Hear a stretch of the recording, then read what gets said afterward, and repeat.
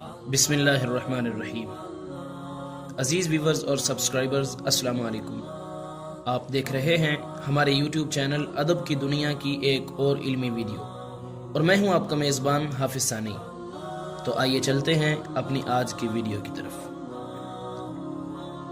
ایک شخص رسول اللہ صلی اللہ علیہ وسلم کی خدمت میں حاضر ہوا اور اس نے اپنے باپ کی شکایت کی کہ یا رسول اللہ صلی اللہ علیہ وسلم، میں بڑی محنت اور مشقت سے مال کماتا ہوں اور میرا باپ مجھ سے پوچھے بغیر جہاں چاہے اسے خرچ کر دیتا ہے، لہٰذا فیصلہ فرما دیجئے۔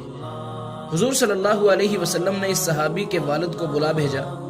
جب اس بزرگ کو علم ہوا کہ میرے بیٹے نے میرے متعلق یہ شکایت کی ہے تو انہیں بہت دکھ اور افسوس ہوا، اور رسول اللہ صلی اللہ علیہ وسلم کی خدمت میں حاضری کے لیے چل پڑے۔ چونکہ عرب کی فطرت میں شاعری تھی، لہٰذا اپنے ذہن ہی میں کچھ اشعار کہتے ہوئے خدمت اقدس میں حاضر ہوئے۔ ادھر ان کے پہنچنے سے پہلے ہی جبریل علیہ السلام اللہ تعالیٰ کی طرف سے یہ پیغام لے کے حاضر ہوئے کہ یا رسول اللہ صلی اللہ علیہ وسلم، جو اشعار یہ ابھی سوچتے ہوئے آ رہے ہیں پہلے وہ سن لیجئے گا۔ جب وہ بزرگ حاضر ہوئے تو آپ صلی اللہ علیہ وسلم نے فرمایا کہ آپ کا مسئلہ بعد میں سنا جائے گا، پہلے وہ اشعار سنا دیجئے جو آپ رستے میں سوچتے ہوئے آئے ہیں۔ یہ سن کر اس بوڑھے صحابی کی آنکھوں سے آنسو جاری ہو گئے۔ فرمایا، یا رسول اللہ صلی اللہ علیہ وسلم، جو اشعار ابھی تک میرے اپنے کانوں نے نہیں سنے وہ اللہ تعالیٰ نے آپ تک پہنچا دیے۔ اب انہوں نے وہ اشعار پڑھنا شروع کیے جن کا اردو ترجمہ یہ ہے: اے میرے بیٹے، جس دن تو پیدا ہوا تھا ہماری محنت کے دن تبھی سے شروع ہو گئے تھے۔ تو روتا تھا تو ہمیں نیند نہیں آتی تھی، تو نہیں کھاتا تھا تو ہم بھی بھوکے رہتے تھے، تو بیمار ہو جاتا تو ہم تجھے لیے جگہ جگہ طبیبوں اور معالجوں کے پاس مارے مارے پھرتے رہتے کہ کہیں تم مر نہ جائے۔ میرے بیٹے، حالانکہ موت اور بیماری دونوں مختلف چیزیں ہیں، پھر تجھے گرمی سے بچانے کے لیے میں دن رات کام کرتا رہا کہ میرے بیٹے کو ٹھنڈی چھاؤں مل جائے۔ تجھے ٹھنڈ سے بچانے کے لیے میں نے پتھر توڑے، بوجھ اٹھائے کہ میرے بچے کو کچھ گرمی مل سکے۔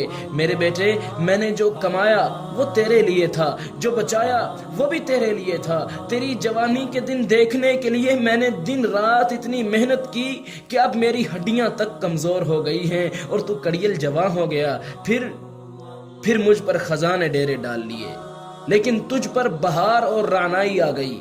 میرے بیٹے، میں جھک گیا اور تو سیدھا ہو گیا۔